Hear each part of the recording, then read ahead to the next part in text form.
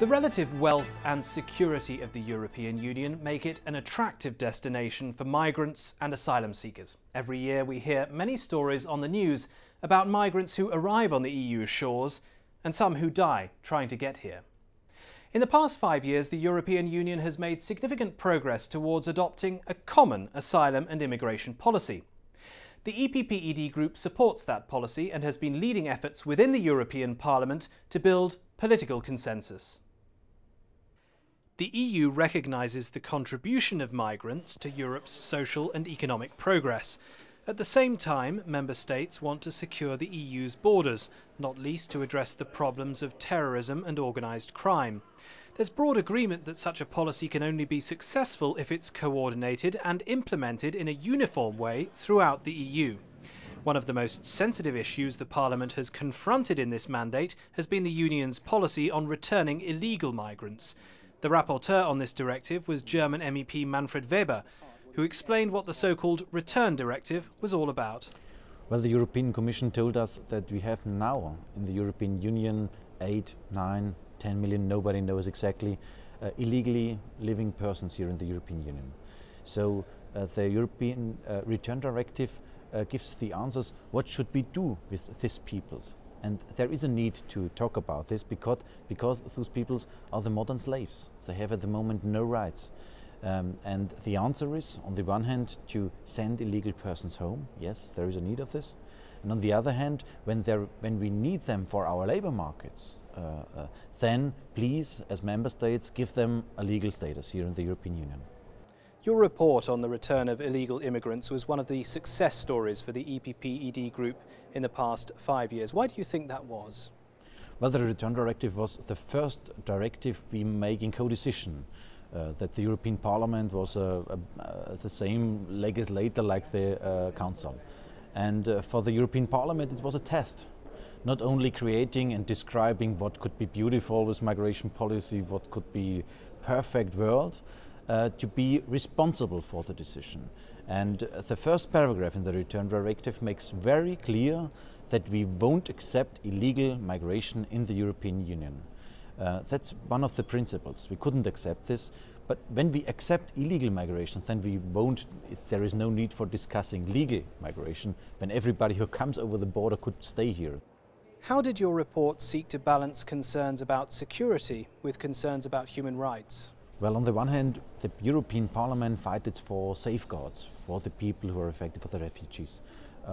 For example, for family rights, to unite them. For example, for children, to when they are in a detention center, they must have access to education, for example.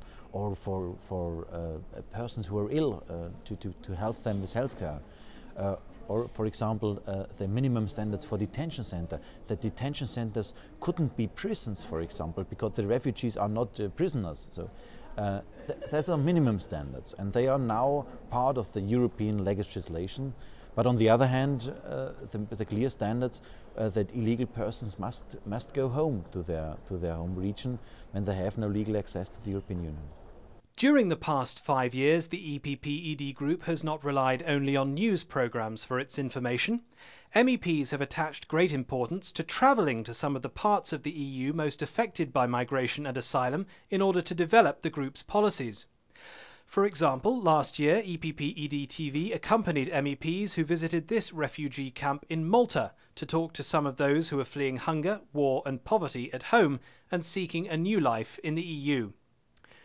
Being in the Mediterranean, Malta is one of the main entry points for migrants seeking to come into the EU. It has therefore been one of the member states' leading calls for a common immigration and asylum policy. The group's spokesman on the EU's recently established border security agency Frontex, Maltese MEP Simon Busuttil, explains more. This is not a Maltese challenge. This is a European challenge, a common challenge, and this is precisely why we need a common European response. Hence, a common European immigration policy.